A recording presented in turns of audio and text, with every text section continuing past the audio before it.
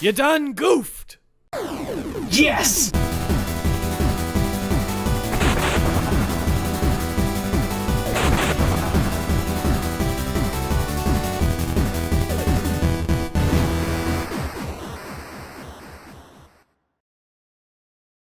Kingdom Hearts, part of a complete breakfast.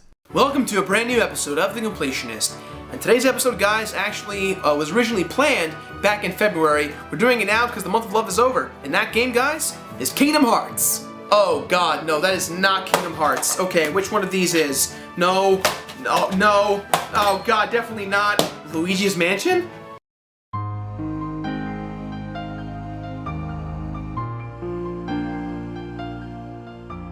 Kingdom Hearts. You know, when I was growing up, I'd tell people about Kingdom Hearts, and most general reactions came off as, "Oh, that's bad," or "That's just flat out stupid."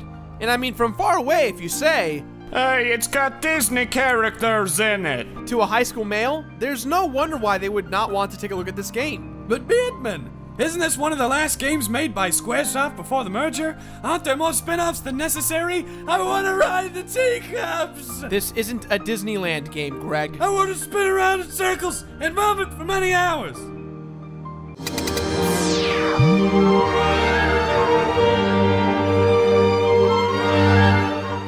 Kingdom Hearts stars our main character Sora and his two best friends, Riku, who looks a lot like a small Final Fantasy hero, and Kairi, a young girl full of innocence and life.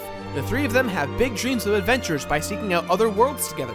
Unfortunately, one day, a massive storm hits their homeland. But it turns out that it's not really a storm. It's in fact darkness. Essentially, these beings called the Heartless appear, and these evil beings' sole purpose is to take the hearts of any and all people. Those who have strong hearts have the ability to fight them off, and the entire planet they live on suddenly gets sucked into utter darkness. While on this planet, Sora is then chosen by the Keyblade, a weapon that contains mysterious powers, to be the Keybearer. He fights for his life, but then gets transported to Traverse Town. Upon waking up, Sora starts his quest to try and find Riku and Kairi. Meanwhile, on another planet, Donald and Goofy are given the task of— Wait, I'm sorry. Did you say Donald and Goofy?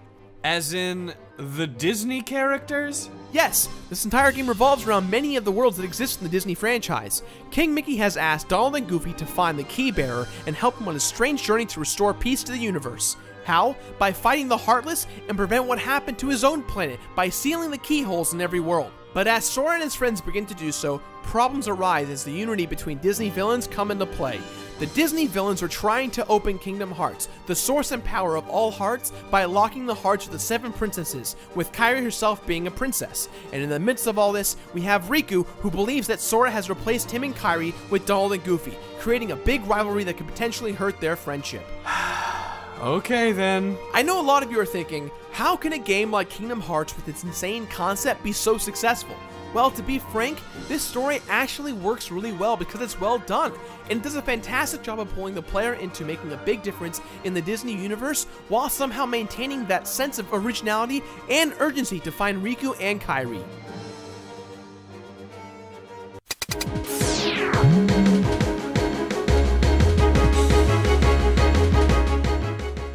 This has to be one of the best looking RPGs, let alone games, to stem from the PlayStation 2 era. Visually, this game is wonderful, and the music stays with you from start to finish no matter what world you visit. And it is nice to see that some of the Disney worlds were able to keep the original tracks. But luckily for us, Squaresoft was in charge of this project, and the original music created is simply perfect. One important element that makes this game so successful is the voice acting. This story is huge, and in order to make this story work, you need people to carry it very well. Haley Joel Osment is Sora, a young Hayden Panettiere is Kairi, and that one guy from 7th Heaven is Riku. Yeah, I never really remembered that guy anyways. Most of the Disney voices are voiced by people who do replicate voices for the spin-offs or, direct-to-DVD films based on the original properties of Disney. Squaresoft has also included several characters from their own Final Fantasy franchise. You can encounter a majority of the cast of Final Fantasy VII and a few others as well from other games, all of which are voiced by famous actors and singers. Hell, even the Moogles make a return. You mean him? No, Greg, no. These Moogles are an abomination to gaming culture. I mean these Moogles. I don't know. It seems pretty cute to me.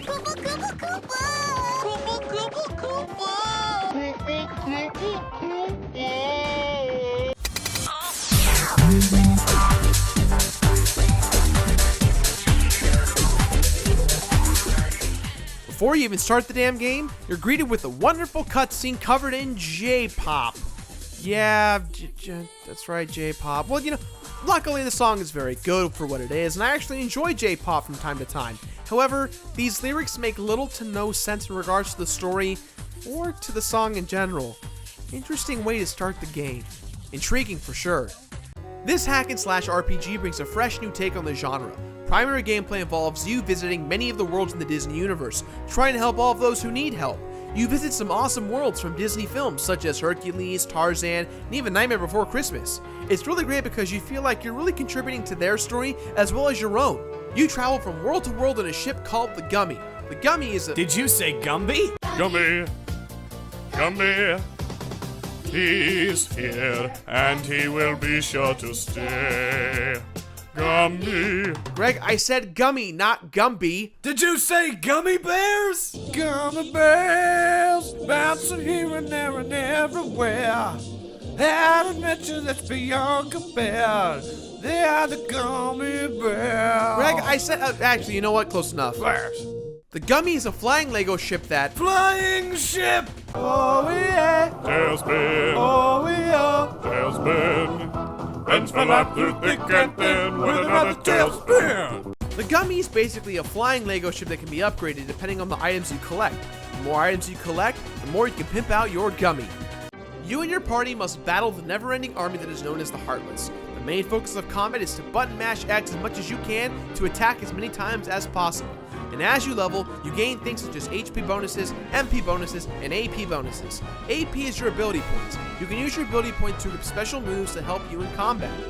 You also get a ton of magic spells that you can upgrade as you progress through the story. Doing certain side missions can also unlock items as well as more spells. And sooner or later, you will acquire summons, which happen to be various Disney characters. Disney What? While you mainly control Sora, your party of Donald and Goofy must also be managed. Be sure to equip them with the most proper equipment you can get. Speaking of equipment, you keep the Keyblade the entire time as you play the game, but you can upgrade it by equipping keychains. You get various keychains by finishing levels or doing side missions, but the coolest thing about the keychains is that usually they're associated to a certain world or person that you helped out in your quest. And of course, like in most Final Fantasies, the best way to get the best weapon for your character is by synthesizing or doing some kind of insane task, and Kingdom Hearts is no different. In order to get Sora's best weapon, you must synthesize a bunch of items together, and trust me, there is a lot of grinding and fun times to be had when doing this. There are tons of collectibles in Kingdom Hearts, which make it so much fun.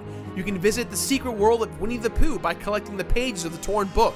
You can save 101 Dalmatians, which are scattered in chests all across the worlds. You also get special team moves, known as the Trinities. The Trinities, depending on the color and your progression in the story, help you find hidden items, the Dalmatians, and much, much more.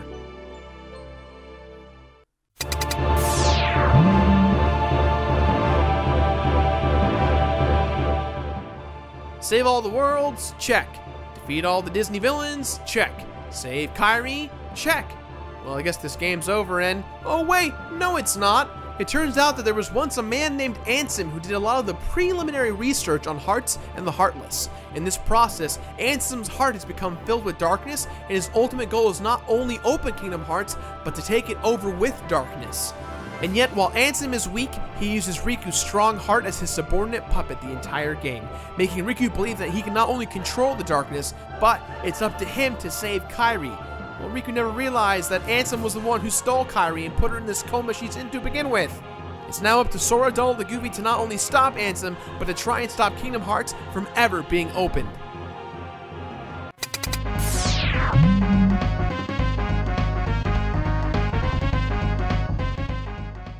This one is kind of a given.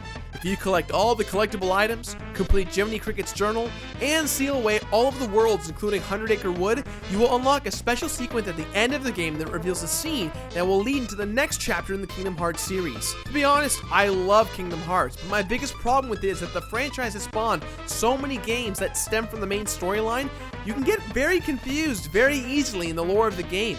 I hope one day that these companies can learn to just make it simple and mainstream. Hey, I almost forgot. Hidden boss fights. Bonus boss fights! After you get the seal in Hollow Bastion, it turns out there's several hidden bosses that you can encounter. Since there's so many, I'm only going to talk about my two favorite. The first one is Kurt Ziza and Agrabah. Now, don't you mean Aghanim? This boss is tough as nails and packs quite a punch. All you need to do is revisit Aghanim and take the magic carpet out for the tough boss fight.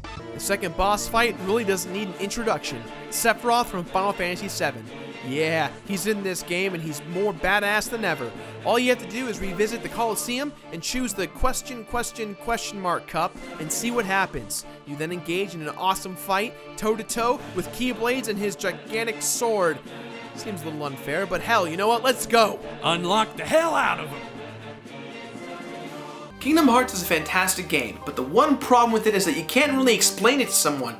You can't even show it to them. All you can do is say, hey, you know what? Play this game because it's an experience you have to endure.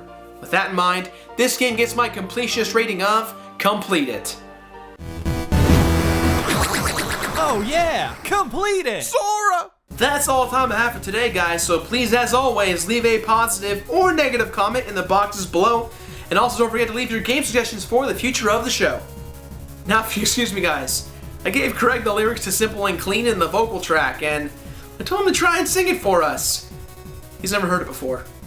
Enjoy! Alright, yeah. This is literally take number 1. I can feel this, baby. Oh, yeah. I've suddenly realized I don't know when the lyrics start, so hey, let's just do it right now. You're giving me too many things. Lately, you're all I need. Yeah, you smiled at me and said, don't get me wrong, I love you, but does that mean I have to meet your father? What? When we are older, you'll understand what I meant when I said no? I don't think it make life quite that simple. What? Is he stealing her? What?